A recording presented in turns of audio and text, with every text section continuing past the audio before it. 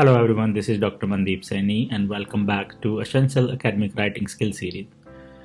In step 1 and step 2, we have talked about the assessment structure and how to come up with the headlines, list of tables, list of figures, and all that. Now, in step 3, understanding the assessment context or the case study. Now, in most of the assessment, you will have a context or a case study given by your tutor. So once you have the assessment context or the case study, the first tip is to focus on the current issue. That is very, very important. Now, when you focus on the current issues, you should be reading the context sentence by sentence multiple times and then make notes of any issues or problems you can find. You should try to understand those problems in depth and try to establish the impact of each issue and problem. For that, you should be asking questions: what happened, why that happened, and how it is going to impact on the current scenario. So what happened, why that happened, and how that is going to impact. You can also talk about what happened, why that happened, and what could be the solutions as well. But that is going to be the second step. In the first step, the tip is read the context, the assessment brief, the context multiple times and try to come up with the issues and the problems presented in the assessment context or the case study. So in your assessment context or the case study, once you identify the issues or the problem, then you should be looking into the solution. For that, you might need to do some research to identify the solution to those problems and how to mitigate or reduce the impact of each issue or the problem. You also need to research for the best practices, theories, or tools and techniques to resolve those kind of issues or those problems and to reduce the impact of those issues or problems as well. Make sure you are making notes while you are exploring the ideas, while you are conducting the research. Making notes is very important, so you can revisit the notes and you can modify or you can enhance your in-depth understanding as well. Again, you should be looking at what happened, what are the solutions available, why that happened, how can you avoid it, and how that is going to impact, and how you can reduce the impact of those issues and the problems as well. Now let's have an example of the assessment context or the case study. Now in this context, the company ABC Limited is a well-reputed medium-sized business. Now what I suggest you to do to make notes while you are reading, make notes of the keywords or whatever you can get from sentence by sentence. When you are reading the sentences, keep making the notes. What does that mean? So ABC Limited is a well-reputed medium-sized business. So they are well-reputed. That means they have a good goodwill. Or at the same time, they could be a good brand name as well. Now, they are medium-sized business as well. That manufacture high-quality, customized home decoration. So the products they are manufacturing, organization. They are manufacturing high-quality, customized home decoration. So customize again is a keyword as well. Made to order. So customized home decoration for retailers. So that gives us their customers are the retailers, not the consumers, in the area of Northwest England. Now they have limited customer base in the Northwest England who are the retailers, and they produce high quality customized home decoration, and they have a very good reputation, and they are a medium-sized business. So this is what we need to understand in sentence 1. Now next one, the payment arrangement with the customer is on delivery.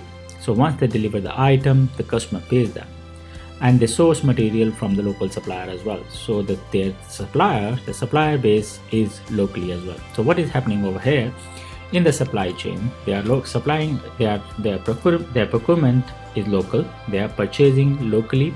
At the same time, they are selling it to the local market as well after producing. So the raw material they are getting from the local market, they're producing the home decoration and they're selling it to retailers in the local market as well. So they doesn't have a global presence.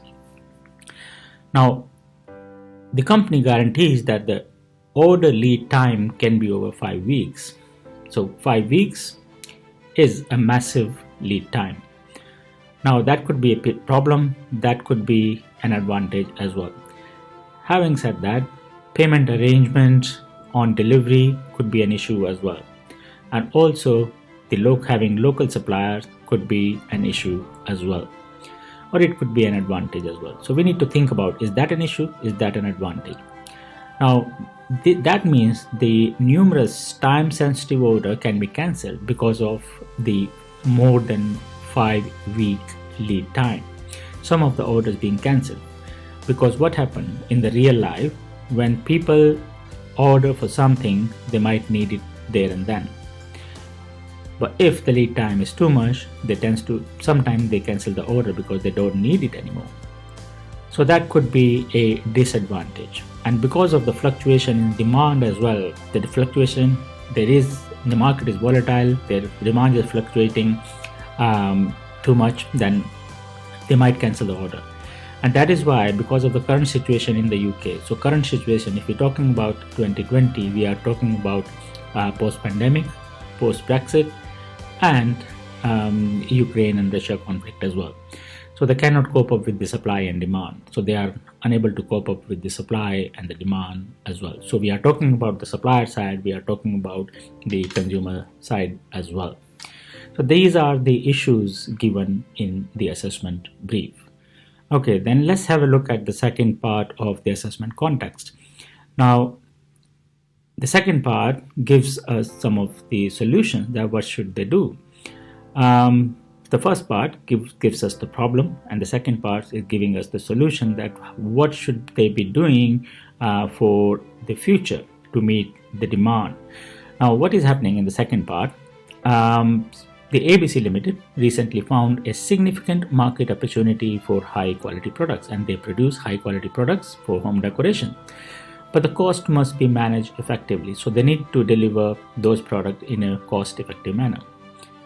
Now, to do that, there could be several solutions which we will be thinking later on, but there are some solutions to produce cost effective product, high quality products as well, and at the same time customized product. For example, we can talk about implementing lean and implementing agile, which is legile. So we can implement legile thinking over here on lean on the production and the supplier or procurement side, and agile on the consumer side, where we have to meet the market demand. So ABC Limited should restructure the supply chain design. So they are required to restructure, and they should strengthen its relationship with the stakeholders. So who are the stakeholders here? So we need to think about stakeholders. These are the suppliers and these are the retailers as well. And at the same time, the stakeholders could be within the factory environment, within their own organization as well. So they are prepared to invest heavily in this effort, particularly to improve their production facilities and relationship building with supply chain partners. So they need to improve the production facilities, they need to improve their factory setup, where they have to build the capacity, they have to bring efficiency to their production system, and at the same time they need to build relationship with the supply chain partners. So having digital technologies, for example, converting into e-commerce systems so the orders and the information can flow without any bottlenecks, so that will be a very good advantage for them. Now, ABC Limited should adopt a new goal to boost its supply chain capacities and capabilities to meet the demand. So again, to boost the capacity and capabilities. So now what we need to think about, that these are the problems we have seen earlier, and these are some of the requirement for the future if they need to build a better supply chain. Now we need to think about what are the solutions available. So what is happening here? What are the solutions available? And how we can implement those solutions, and what will be the impact on it. So what, why, and how. Why those problems are happening? Why can't we solve those problems? Or how those problems can be solved? So these are the questions you must be asking and that gives you the critical analysis of your assessment context as well. So reading the assessment context is very, very important. You read that sentence by sentence and try to understand what is going on in the context or the case study. Now, once you understand the assessment context, this is the time then you should be looking into the task and the questions given by your tutor or in the assessment brief.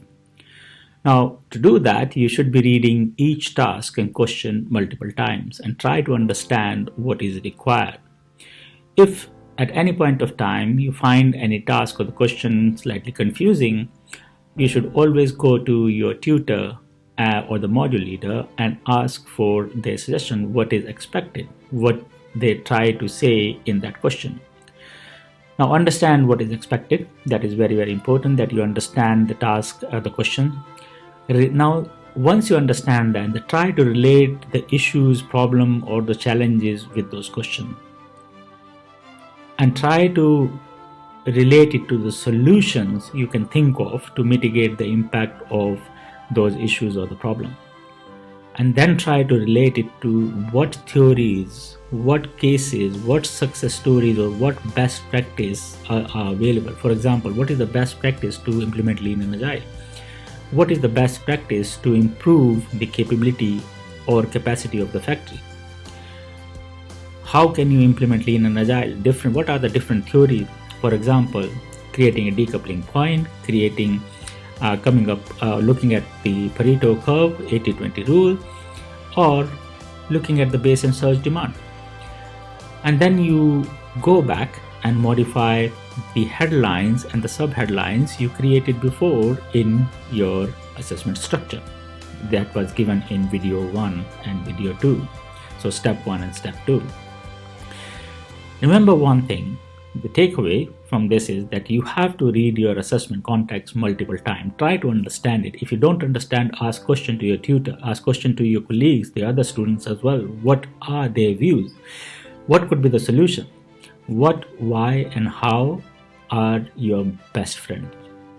So, thank you very much for watching this video. I hope you understand how you should understand your assessment brief or the context or the case study given. I will get back to you with another video. Till then, thank you very much.